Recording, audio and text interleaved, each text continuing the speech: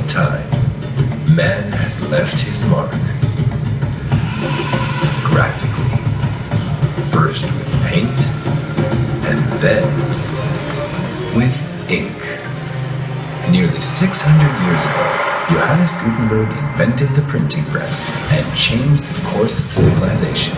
From that day, printing has remained a mechanical process, able only to duplicate the same image over and over again, until Benny Landa's invention of the digital printing press. When Gutenberg first invented the printing press, though he surely didn't imagine the technologies of today, this powerful technology will impact all printing markets, from packaging to personalization, and from book publishing to short-run color printing.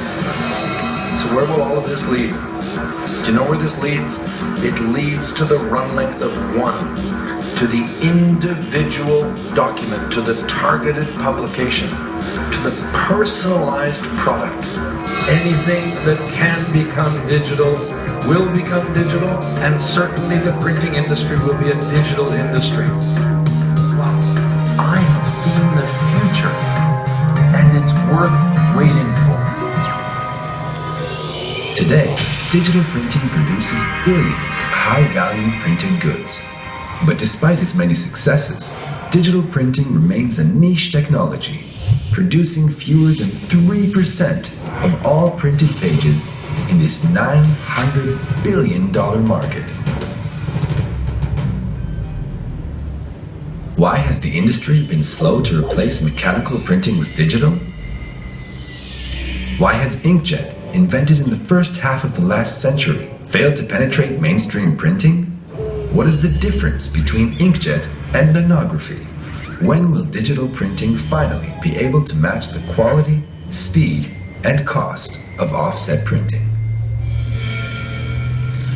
Here to answer these questions, the inventor of indigo electrophotography and Landa nanography, holder of over 800 patents worldwide, ladies and gentlemen, Benny Landa.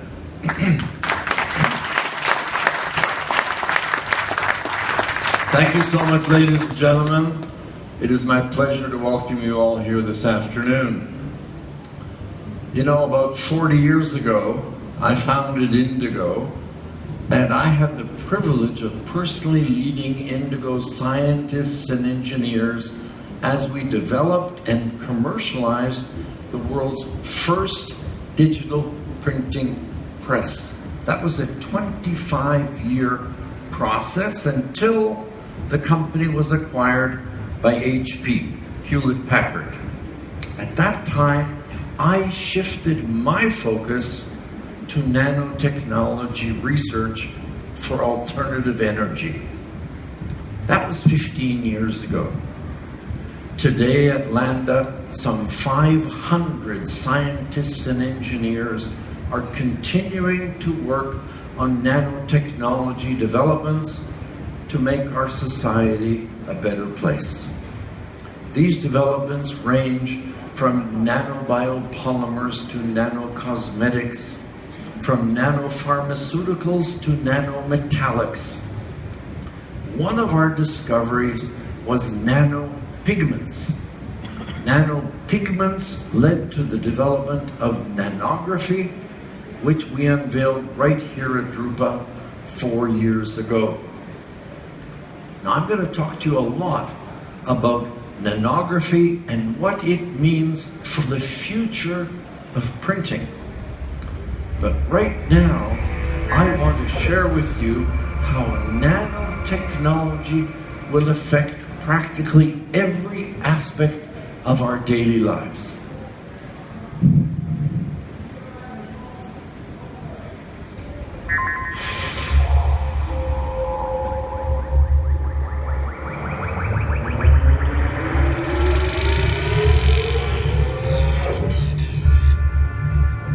Well, that went well. Now where was I? Oh yes, nanotechnology is the science of ultra-small particles. Particles so small, they're measured in nanometers. billionths of a meter. How small is a nanometer? Well, a sheet of paper is 100,000 nanometers thick. And since I started this sentence, your fingernails have grown 10 nanometers.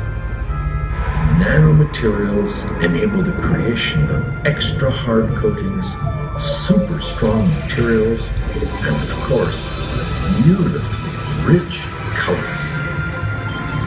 In collaboration with the leading companies in their fields, our scientists and engineers at Landa are applying the power of nanotechnology to create products that enhance our lives. We are creating a new kind of automobile paint that will enable cars to have breathtaking luster, purity, and depth of color.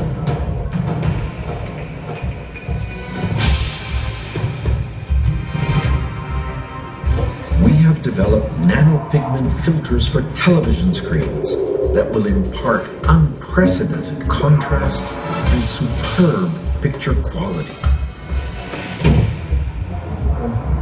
We are working on nanomaterials to increase the efficiency of solar cells while lowering their cost, helping solar energy replace fossil fuels to make our planet a cooler, more sustainable place to live.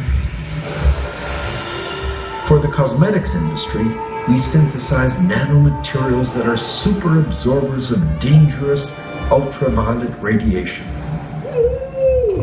protecting your skin from solar damage, aging, and cancer.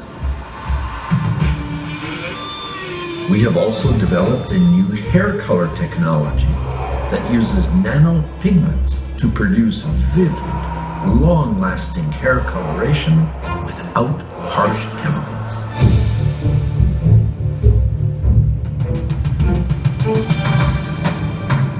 Soon you will see nanotech food labels, letting you know exactly when the product is no longer fresh, putting an end to wasted food, saving billions. But perhaps the most exciting of all nanotechnology opportunities is in medicine, where our nano-drug delivery technology will enable faster, more potent, targeted treatments to fight pain, cure disease, and save lives.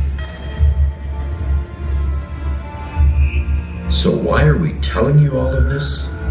To illustrate how nanotechnology will impact our lifestyles, our economy, and our businesses. And there's no business that will be more greatly affected than printing. And not just by nanography.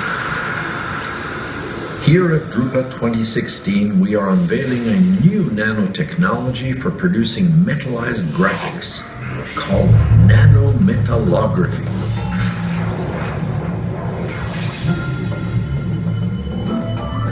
Metallized graphics are widely used, especially in labels and packaging. Upscale products commonly employ metallization to make their products more appealing.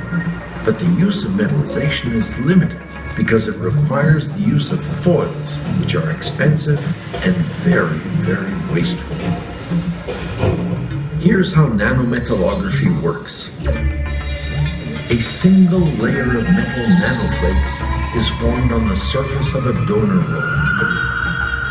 Only 50 nanometers thick, the nanoflake metal layer is offered to the conventionally printed trigger image, transferring it only in the image area where it bonds instantly.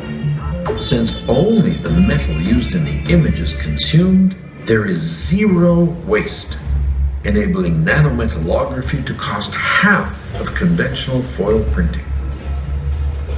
It is fast and easy to use, simplifying the production of complex metallized graphics. And unlike foil, nanometallography is microwave compatible. Landa nanometallography can be used with virtually any printing process, whether mechanical or digital.